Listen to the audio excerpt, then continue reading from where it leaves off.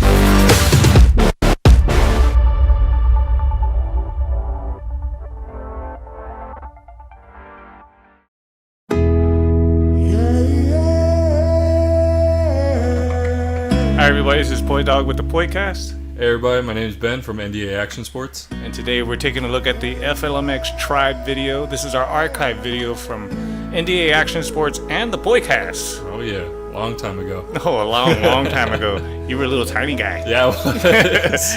But basically we're going to take a look at the history of NDA Action Sports at first, because Poicast didn't come around till late, I'd say 2018, 19 maybe? Or like 2020. Really? Yeah. Was it that really that late? Because, what was it? Was it Minios that you started, or was it before that? It was. I started it before that.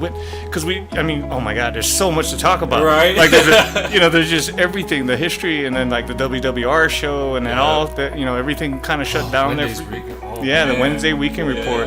Like, there's so many things that was done, and I remember at one point I turned it off, and there was a huge void in my life, so I decided to start the Poicast, which was just supposed to be interviews, audio. Yeah. No video, nothing. It was just supposed to be audio interviews. And can't stop there. No. Once you get started, it's like an addiction. It just keeps going. But anyway, that's way later. We're gonna be sharing these in small bites, the best that I can. 2013 was insane. I can't remember much. Yeah. Well, so we started in 2012. This is all at East Bay. I mean, when we first came to Florida, the first track we went to, we met Matt and Vicky at Sunshine. And just a quick little story of how cool these people are. We went out there, and at Sunshine MX, there was like 5 people in the parking lot. Ben was on a SR50 KTM. And I was like, there's no way he's going on Sunshine. If anybody's been to Sunshine, you know the Sunshine's track is deep with sand. So, yeah. But Matt was like, no problem, dude. And he went over and prepped the kids' track just for Ben, because there was nobody else riding the small bikes. And I thought that was amazing. So these are really good people. But yeah, Matt and Vicky. And then we ended up over at East Bay. When it was East Bay. Yeah, when it was East Bay, because it's Tampa MX now. But yeah, back then it was East Bay. And we got, met Mike Parisi, and it's kind of where the adventure started. I have this small clip. I want to insert it. I don't know where we're at in the video right now, but I'm going to definitely insert this clip of how small Ben was. Oh man. I was like, hi, Benji. He's like, hi. And he picks up the camera. It's like it's bigger than his head. Bigger than my head, yeah. So, no, it was good. It was really good. Ben's been doing this with me for years. He started shooting when he was 7 years old, so I taught him a lot of how to operate the camera manually. And then Running Man. Running Man was the default. Like if you couldn't figure out what settings you needed quickly, it was called the Running Man. If you look on the top of a Canon camera, you'll see it's the sport mode basically.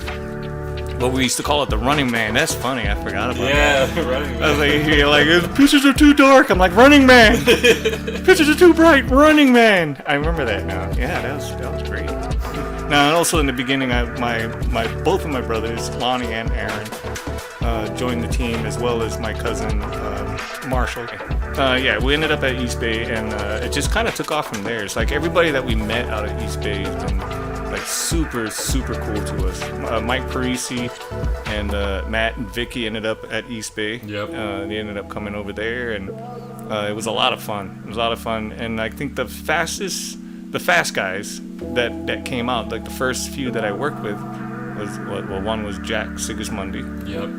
Which ironically is now the owner of Tampa MX. Right. Once again, we'll get into that later down the road here, but we got some timeline. Yeah, we definitely got some stuff to share for sure when it comes to all of that. But we got Austin DePerno. I haven't heard from Austin in a long time. I don't even know if he still rides, but he was the one on the Honda throwing fat whips and everything. So, like the first video I did out there, I was scared to death, and the video came out horrible, and it was just garbage because I didn't. My head was on a swivel the whole time. So the next time we came out, and it was with Jack and Austin, and they threw it down for the video, and that was the first legitimate one. Like this all started because my brother said, "Hey, look, dude," because I was doing video game stuff with Verb Moto, and which I loved, and I loved working with Verb. Verb is actually really cool people. But, I mean, I didn't do any real life stuff with them until later, I think. I helped out with some of the shoot for one of their Verb Moto Classics, but another story, another time. But, yeah, no, I started off with video games. My brother was like, yo, you need to start doing real life stuff. Because I've done real life stuff. I had a full-blown projects in Hawaii, Rage 50 Riders, and the Pacific Rush, which never got published. After about 2 years of production, that was a little heartbreaking, but, you know, life goes on. And then, of course, we were at Iron Bay in California. Yeah. We had that production going on, which I turned over to my friend, Chris Rose. And, yeah, now we're here in Florida. And, yeah, we've grown ourselves a little bit of a family here. Yeah, a lot. It's nice seeing people, like, when we went to, later down the line, Minios. Yeah. Seeing people be like, hey, what's up, guys? Nice to see you guys again. Yeah, no, that was a really nice, warm welcome, because I didn't know how people were going to respond. I'd been gone for so long and really wasn't doing much. There was a lot of family things that we had to deal with, and, you know, the dust is settled now, and re-gearing everything back up. And you're right, 2020 was a wild year, and I can't wait to get to that, because there's so much more to share, guys. Like, this video is just episode 1. You have no idea just how deep this whole story goes. Absolutely. I know, watching back, definitely want to say at the time, learning how to ride from Marty Gaswin. Right. Yeah, learning to ride from him definitely was fun. Yeah, the Gasmans, Dylan, all of them. Yeah. Now he's driving. Yeah, he's got his own business. Yeah, like business, what? Yeah. So good. Yeah, definitely want to pick this back up. Definitely want to start up NDA action sports again. May not. Well, definitely gonna have motocross for sure, but definitely want to put in some car stuff too. Getting into that. Oh yeah. This is Poi Dog with the Poicast. Thanks for joining us, guys. We look forward to sharing more of the Flmx Tribe series. This is episode 1. Thanks for joining us. This has been NDA Action Sports. Thanks for having me be a part of this video. It's definitely nice seeing all these memories again. And see you guys next time. Aloha. Aloha.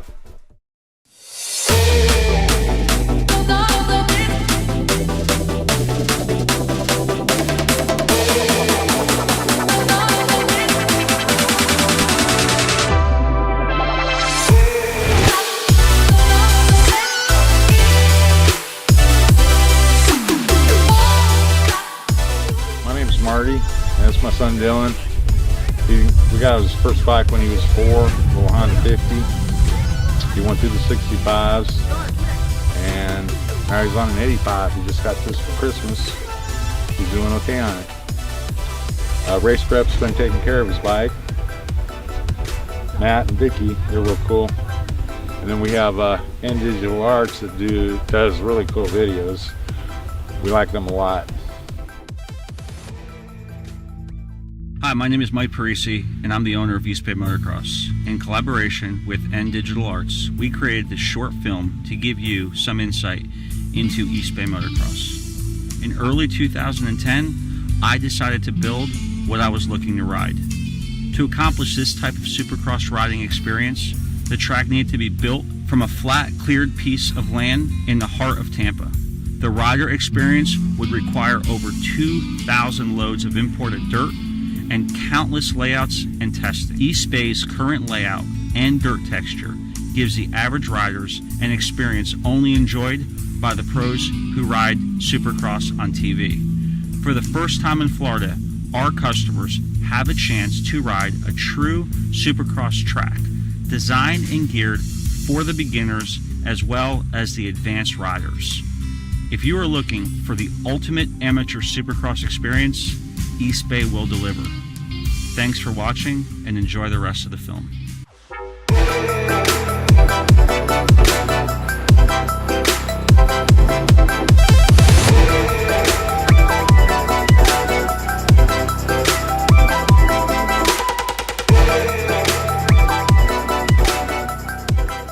Yeah, I started riding when I was 3. I got my first bike, GR50, a little Suzuki. Mainly just because my dad rode and I always looked up to him riding. We'd always go to the track, and that was back in New Jersey, and they had a rule where you couldn't ride till I think you were like 6 or something. So I always just rode in the backyard, and then eventually moved up, got a KTM 50, and then rode and raced it one time. Had a 65, and with my dad doing the freestyle stuff, it was just, I've never really raced when on 60s, never raced one at all actually.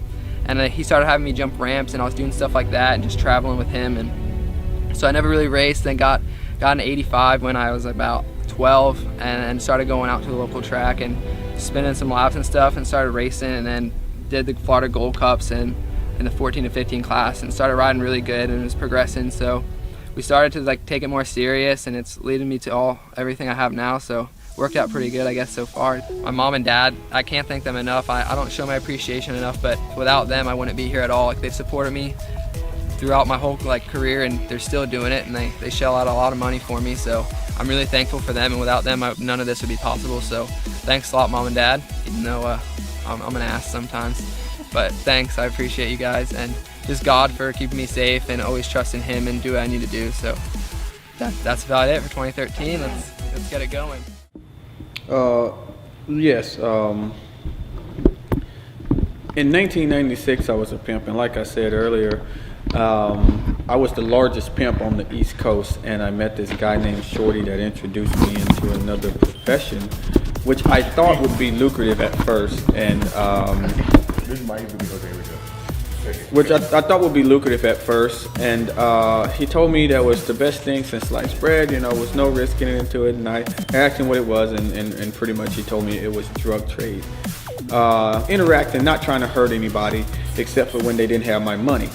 But the thing was and everything, I was still fascinated with the business altogether, but I wasn't into actually hurting anyone. So what I did was I took that business and I introduced actually slave trade up on a different level. He's taking his shit right now, scared to come out of the bathroom.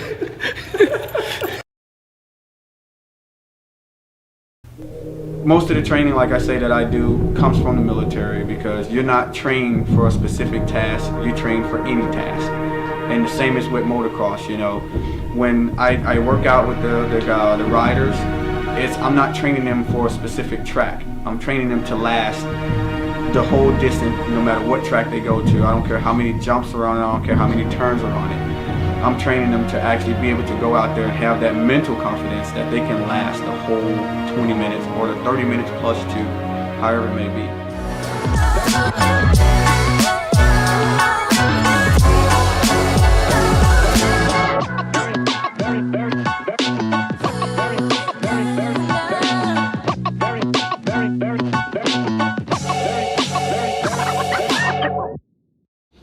What's up, everybody? Ricky Renner here with NDA, teaming up with Chronic MX to bring you a little series to follow me on my route to Daytona here. Today we had a pretty good day of riding. First day back on a supercross track, so it felt pretty good. Can't thank everybody enough for the help that they've given me. Rick from Triple J Cattle, Rick Baker, he gave me a bike, Jeff Rosshair, Trade Show Technologies. those guys right there helping me out big time, helping me get to the race, and all my sponsors that have been helping me, that have stuck with me, through whatever I decide to do. I can't thank them enough. But check back, see what's been going on, and hope you guys enjoy this.